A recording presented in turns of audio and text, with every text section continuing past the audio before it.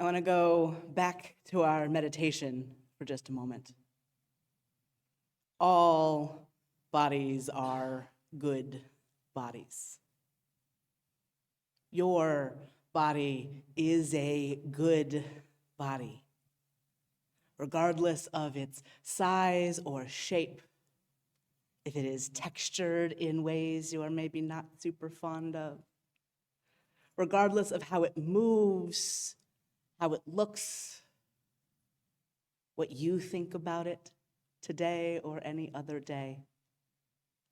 Your body is a good body to have.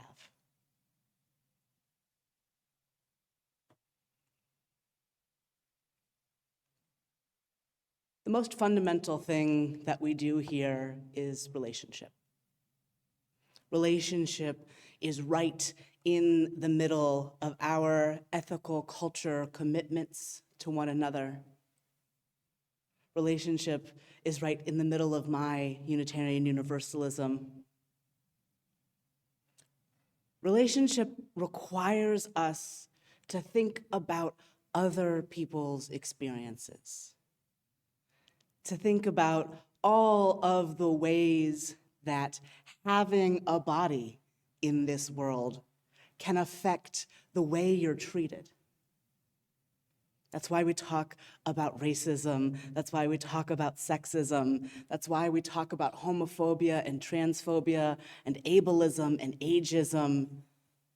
It's also why we have to talk about fat phobia or fat oppression and fat liberation specifically. Part of relationship is listening to and trying to understand each other's experiences. We don't all have the same experiences of having a body. We have, how many of us are in here? 60? 60 different experiences of having a body in here. And even if you were paired up with the person who looks most like you in this room, you would have a distinct experience of having a body, because nothing is nearly so easy as a category. So whatever body you have is good, but today we're going to talk about fat bodies. And we're going to talk about the ways in which fat bodies are excluded from our society, the ways in which that hurts everybody, but has material consequences for fatter people, specifically for people at the highest ends of the weight range. I'm going to start by defining some terms. First, you're going to hear me say the word fat a lot. This may not be comfortable for you. That is okay. You're going to survive this discomfort, I promise. And if you've got feelings that you need to process about it, we're having a workshop right after platform, and you can come and process some of those feelings. I'm using fat as a neutral descriptive word. I'm fat. Other people in this room probably identify themselves as fat. It wouldn't be offensive if I said that Peter is tall, because Peter is tall. It is not offensive for me to say that I am fat, because I am fat. And that's just a word that describes what my body looks like. Now, you can say almost anything with an insulting tone to it, and things that come with marginalization, if you say them with that insulting tone, carry that weight. So I'm fat and you're fat are different sentences. But as a neutral descriptive word, we're going to go with fat. Why? Why fat? Well, obesity is a very medicalized term. And if I am never called someone who has obesity again, that'll be too soon, right? The fat that is on my body is not something that is separate from me. I have this fat. This fat is me. I am it. We are together all of the time. There is not some secret thin person in here. Never has been. I've looked. Not there. So not obesity. Not overweight, because over which weight? This is the weight that I am. I am not over it. I am exactly 1 kg worth of weight. So, fat. We'll talk about fat phobia and fat oppression. I don't much care which of those terms you use. They both speak to the same thing: a cultural fear and distaste for fatness that plays out as systemic marginalization and exclusion of fat bodies. This oppression looks like a lot of things. Here's one. How many of you have seen an ad for a diet this month? It's January, and in January, our culture loves to remind us that we're fat sometimes. Loves to show you a picture of a body like mine, but only from like here down, right? A headless fatty to scare you about what your body might look like. Ooh, adipose tissue.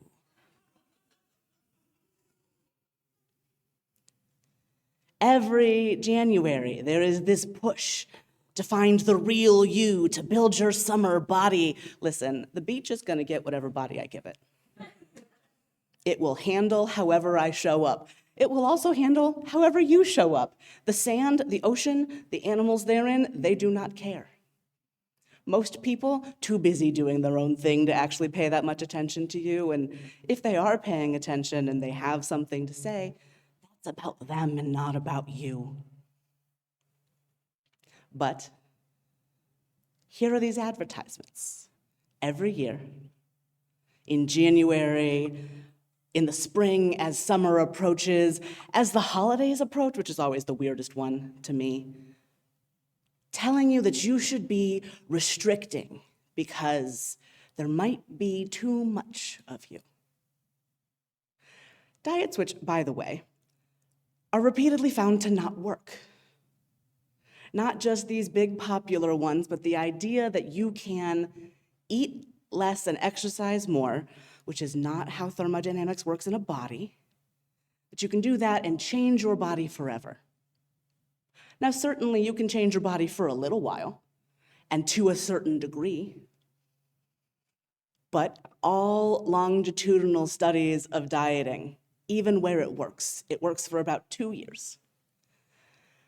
And then you gain weight again, usually more than you weighed in the first place because now your metabolism is very confused.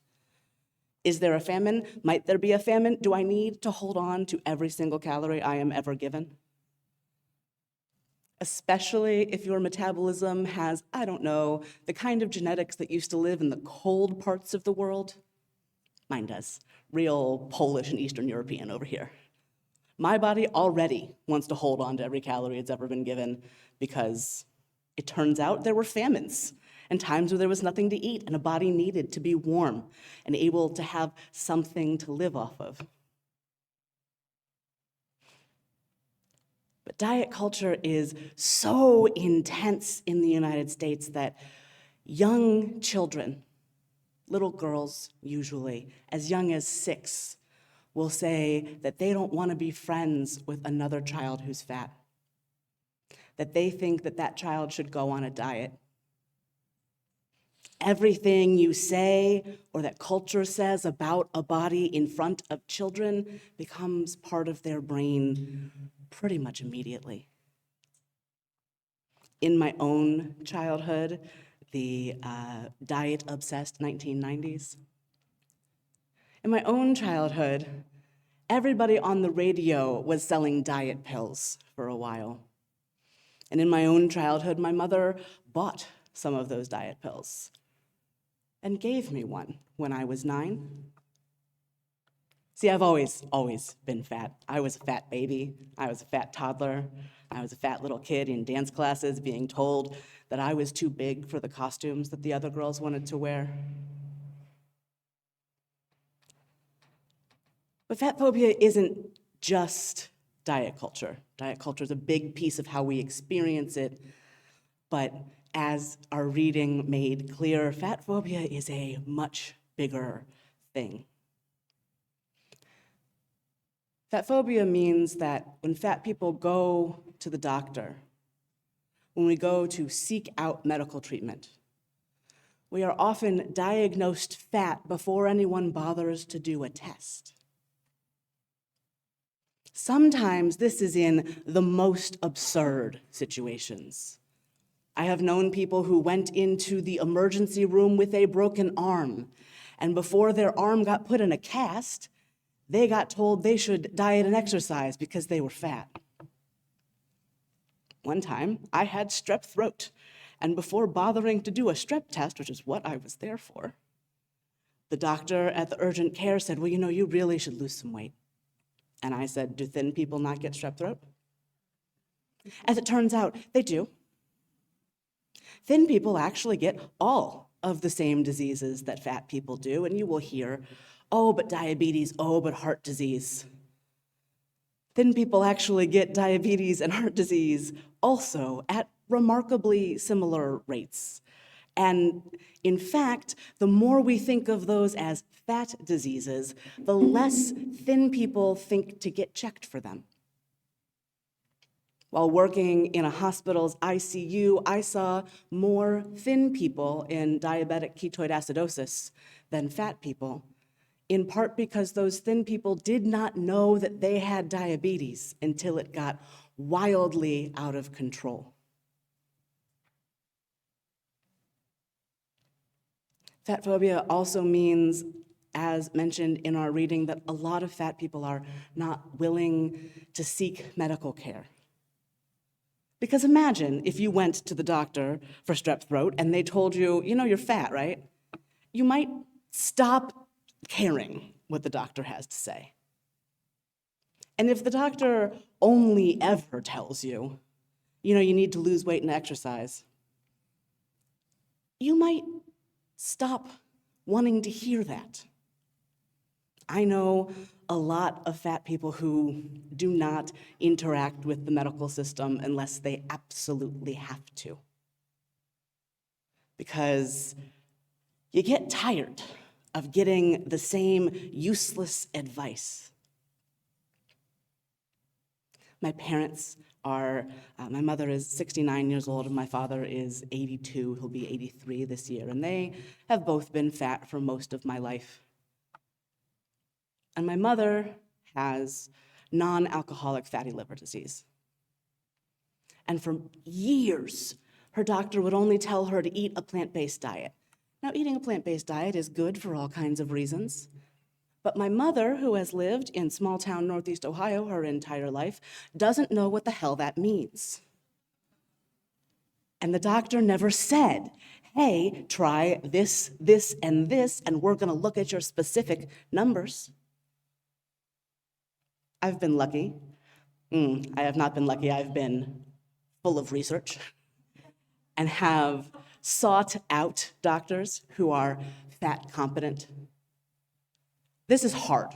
This is a challenging thing to do, especially if you are on state-run health insurance, as I was for my entire adult life until I got this job. It is hard because there are maybe 3 people in any given larger city who really know how to do health care for fat people. And even they usually need a little bit of hand-holding. But because I have been both somewhat lucky and somewhat very full of research, I have had doctors who will say to me, okay, we're gonna not talk about the number on the scale because it doesn't tell us anything useful. The numbers we're gonna talk about are the numbers in your blood work. We're gonna talk about your actual health because I am an actual healthcare provider. What a concept. Actual healthcare for actual bodies that require actual healthcare.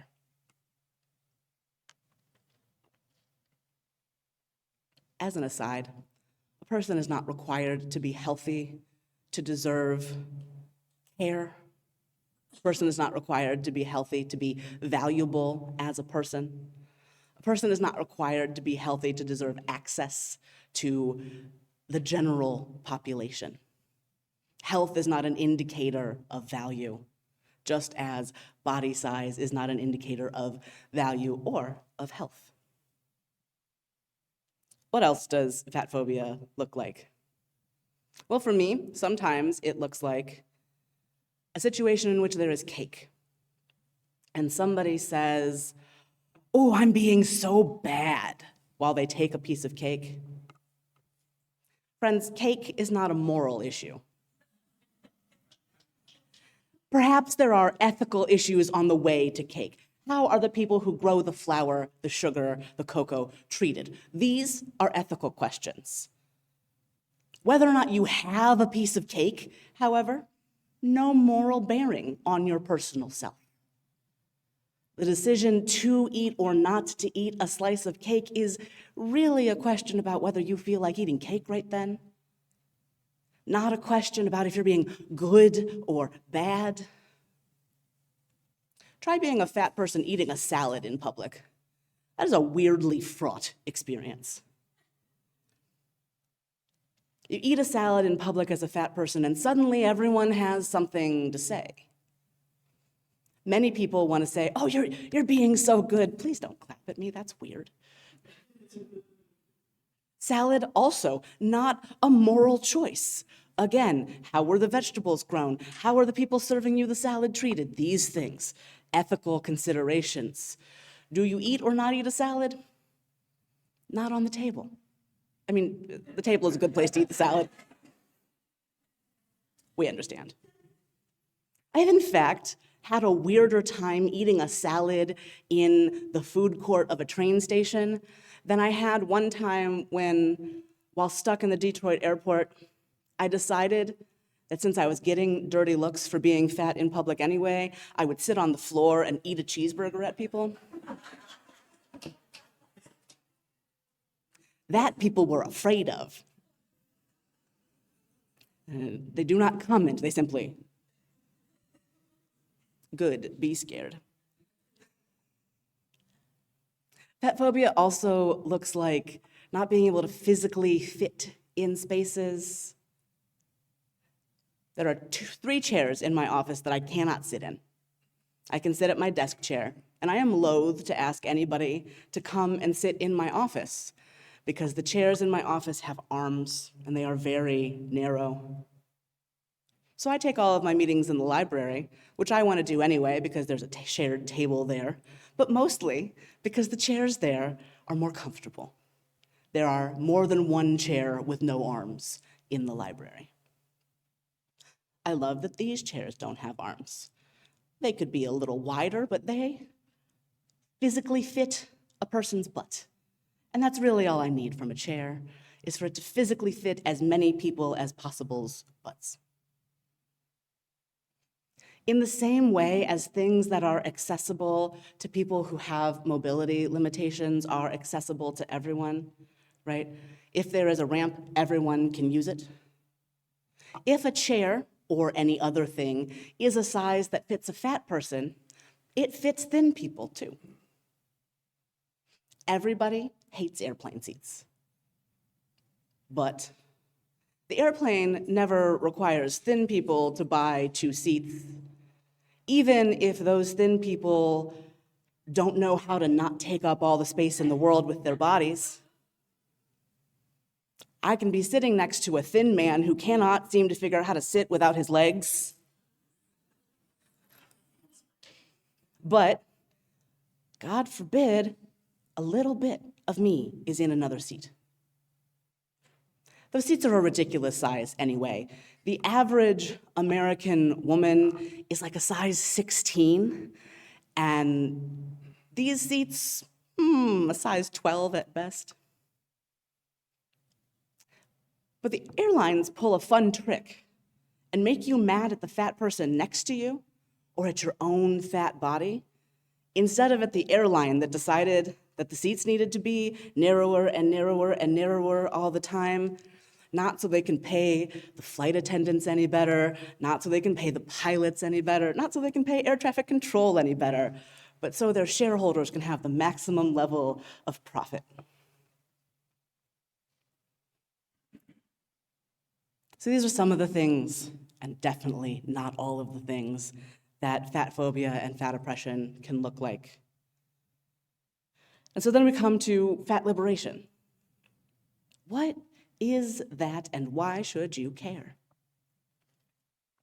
Well, like I said, if something fits fat people, it fits everybody, right?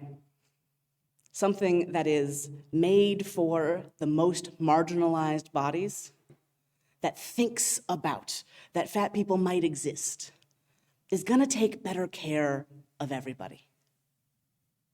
Healthcare that is not focused on an obsessive desire for people to be a certain size will actually treat people of all sizes better, right? Fat people deserve healthcare that actually sees and treats us. Yes, absolutely. And everybody deserves healthcare that focuses on their actual health and not just making sure they're thin enough that you don't notice. Everybody benefits from spaces that are big enough. Consider the frequency with which you might want to sit next to your child or grandchild in an airport, but there's this barrier in the seats and there's not enough space for both of you. This makes a slight childcare concern, because what do you do if your child wants to snuggle up on you, but the physical space you're in won't let you? That is minor compared to not being able to physically sit down somewhere, but there are benefits for everyone in the freedom and accessibility for the largest people. I'm going to talk a little bit more, but first, we have a couple of folks who are going to come and share some of their experiences and their knowledge on fat oppression and fat liberation. So the first person I'd like to invite up is Dana Pope. Come on up, Dana.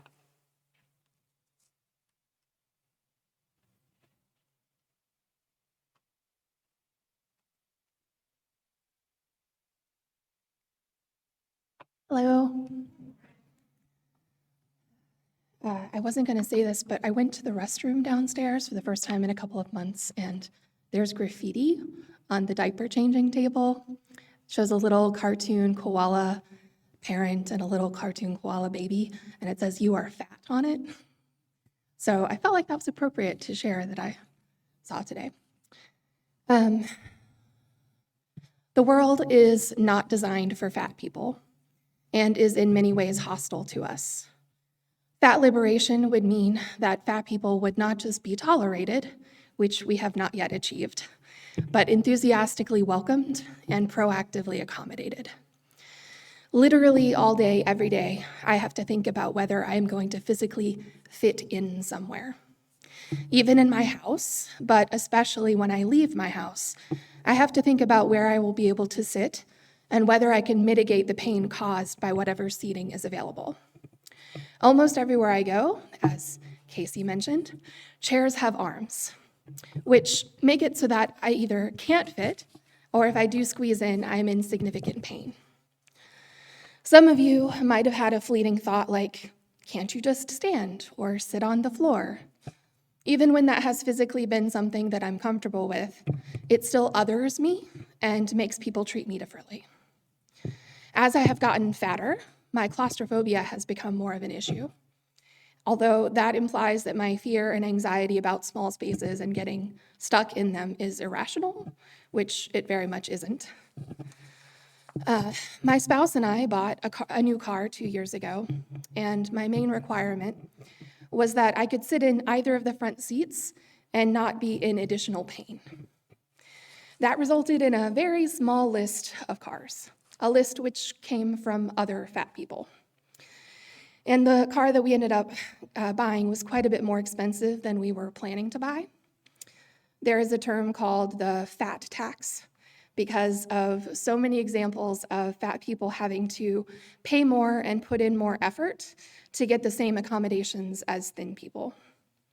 Another common example, t-shirts in size 1X and above cost more, which people often attribute to the additional fabric used. But there's no price difference between the extra small and extra large shirts. Since this social justice theme of the month is reproductive health, I decided to publicly share a little bit about my fertility experiences. For the last almost 4 years, I've been undergoing fertility treatments.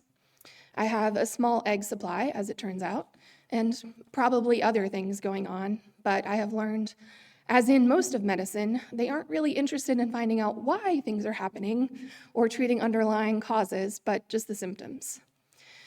Many of you may not know this, but almost every fertility clinic has a BMI limit for the treatments they give. BMI is just a ratio of height to weight and actually means next to nothing on an individual level, or a group level, honestly, but it is used as a barrier for those of us above a certain number. Fat people are seen as bad risks to successful conception statistics. A large reason why fat people have a harder time conceiving under standard fertility treatments is that we have often not been included in studies that determine the treatment protocols, and therefore not enough data exists to see what would help us. Someone finally realized that fat people might need a higher dose of the fertility meds, which does actually seem to help, but it doesn't address all issues. Fun fact, my next step in treatment would be IVF. And according to my doctor, it is no longer performed in hospitals. And the clinic has a weight limit of 400 pounds because of the table that the procedure takes place on. Last time I was weighed, which was many months ago, I was 380 pounds. So if I were to gain 20 pounds, I would no longer be able to access IVF unless I go to upstate New York, which is the next nearest clinic that treats fat people without a weight limit. And I can only hope that they have a sturdier table. Several years before I started fertility treatments, I went to see a gynecologist because I had a period that lasted multiple weeks. Before he had even examined me or done any blood work or other tests, he asked what I was, quote, doing about my weight. He started to say that I was, quote, at a weight where bariatric surgery would be before I cut him off, telling him that I was not interested.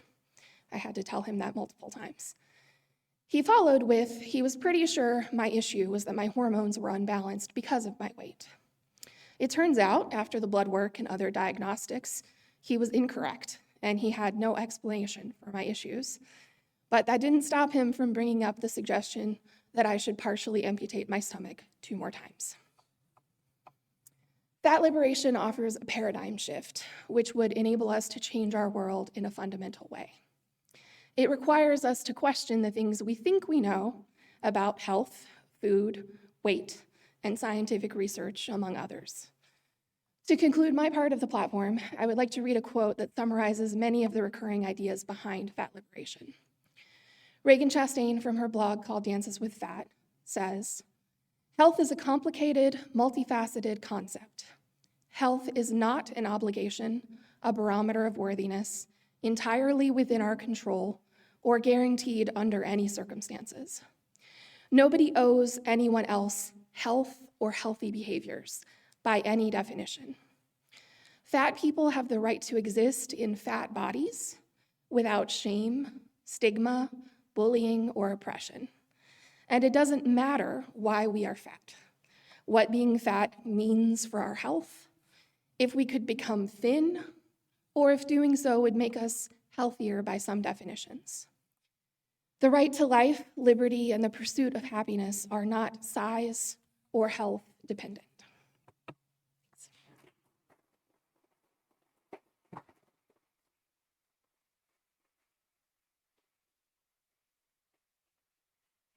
Thank you so much, Dana. Our next additional speaker is Robin Kravitz.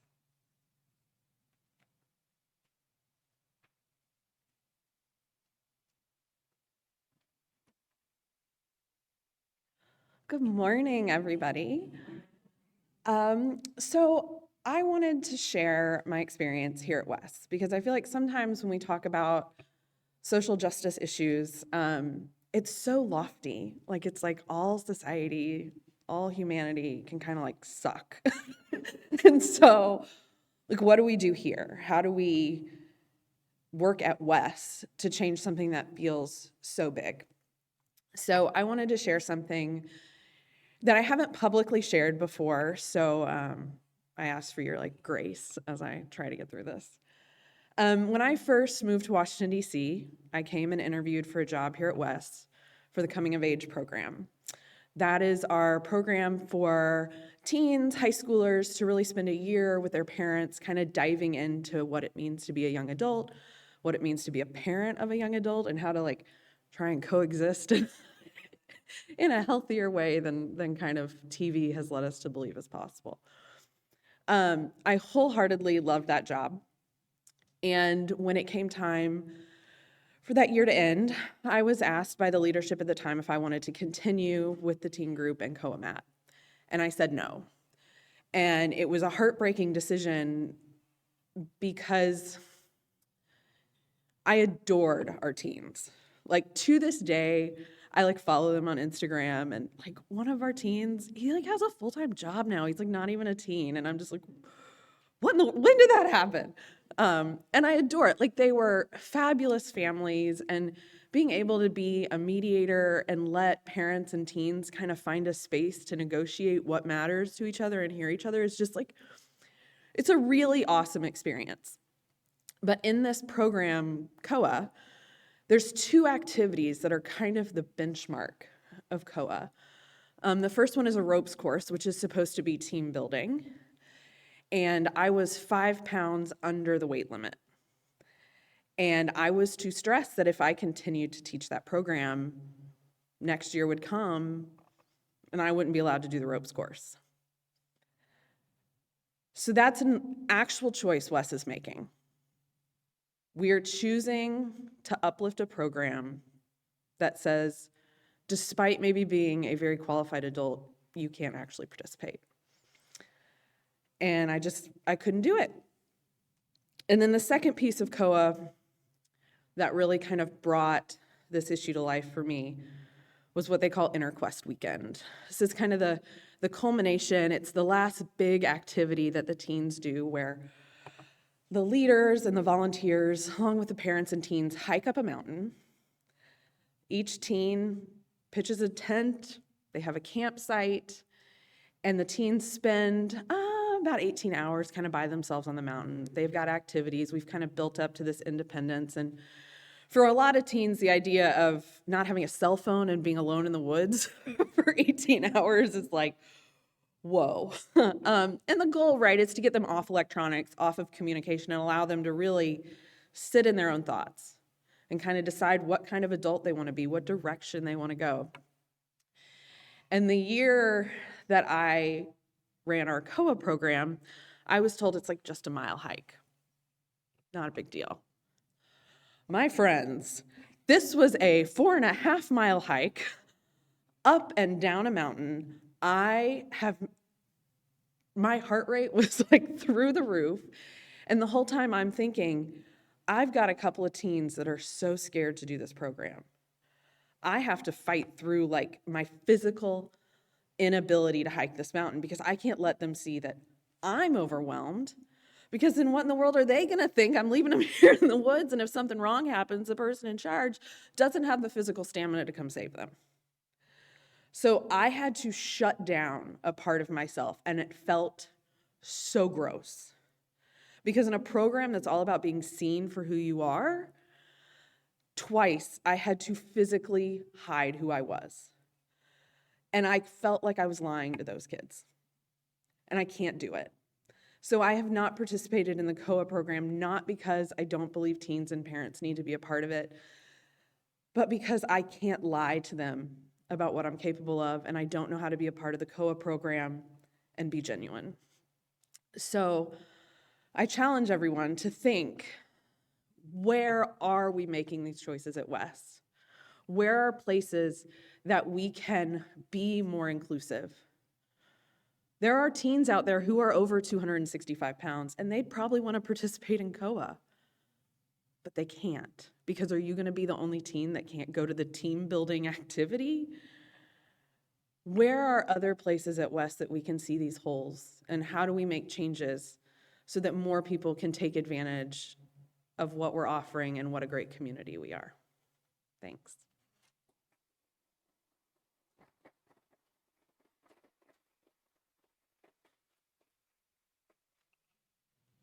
Thank you, Robin. Robin and Dana both illustrated some more ways that fat phobia and fat oppression impact us right here, impact all of us, and how fat liberation would truly be a paradigm shift. I want to tell you as we wrap up a couple of things about how beautiful liberated spaces for fat people can be, and about how life-giving fat community has been for me.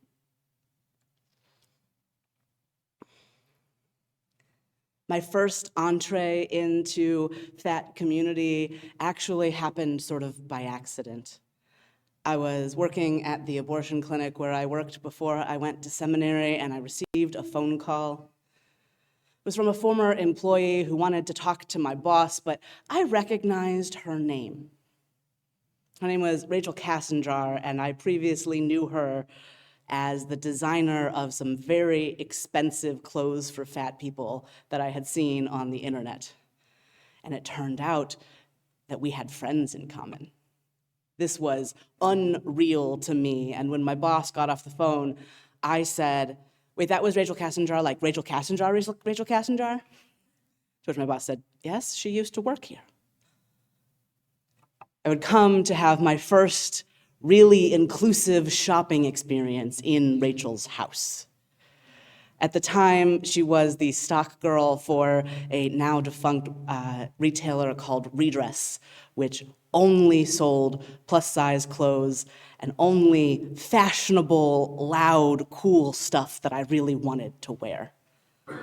Until that point, I had been kind of figuring it out with the much too old for me, much too conservative for me still clothes that are sold at Lane Bryant. It was a rough show. I was wearing a lot of like dress pants made for women who worked in offices that I did not work in, and things that fit weirdly on my body because I was 22, and these were clothes for women in their 50s, and I dressed different than them then and now. I went to Rachel's house and I bought a wrap dress in a leopard print. And I bought bright teal tights. And I bought all colors of tights because she had tights that fit on my body, and that was not something I had experienced in years. Over the years, while she owned that business, I would spend, a ridiculous amount of money, even at the discounted rate that she always gave me, buying things that made me happy. I hadn't gotten to be happy in clothes not ever, because I went from being a chubby teen or a chubby kid to being a fat teenager, and I don't know how many of you were paying attention to teenage clothes in the late 90s and early 2000s, but it was rough because the silhouette that people loved was a really low-cut pant, which is hard if you have a belly. Everything was super skinny, midriff-bearing, and first of all, my parents were not having that, and second of all, it was not being sold in my size.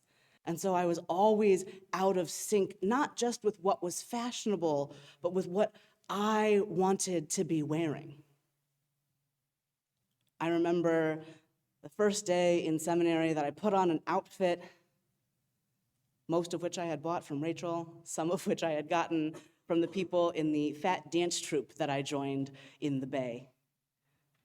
Green tights, polka dot skirt, pink top, earrings that were whales.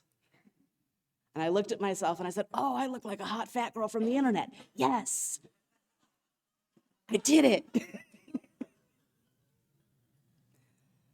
And for years, hot fat girl was a fashion space that I could live in. Transition complicated that, but I figured it out. But knowing Rachel led me to a bunch of Facebook groups that are for fat people. We have a queer and trans fat fashion group. We have a group that is called Caring for Our Fat Bodies, where if you have a question about something that's happening with your body that you know your doctor will just say, well, what if you lost weight? You can get an answer that matters, that means something, that you can do something with, which is also a space you can go to if you need to buy a car that is gonna fit your body okay, or purchase a mattress that will not cause you pain.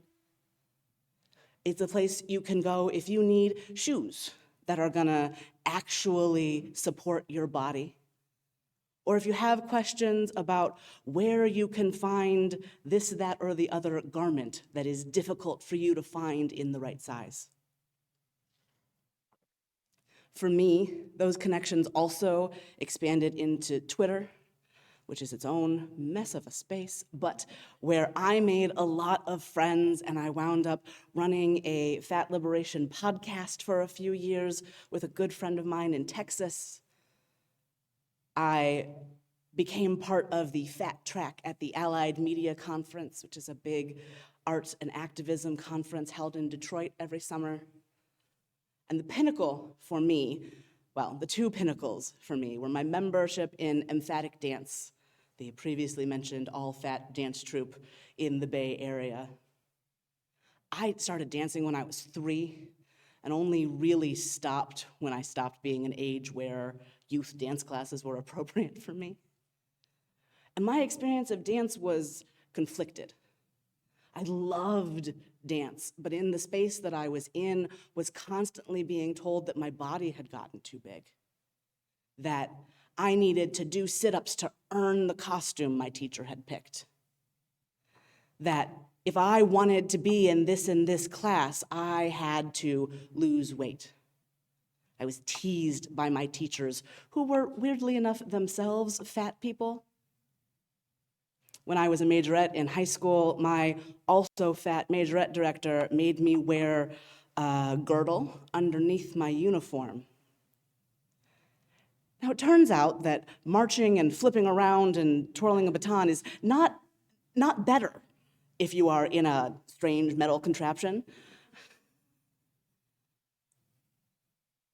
So going to this place where I got to dance, and the assumption was that I was going to be fat, and everybody else was, and that we were working on being flexible, being strong, doing our turns well, and not really thinking about whether or not we had dancer bodies.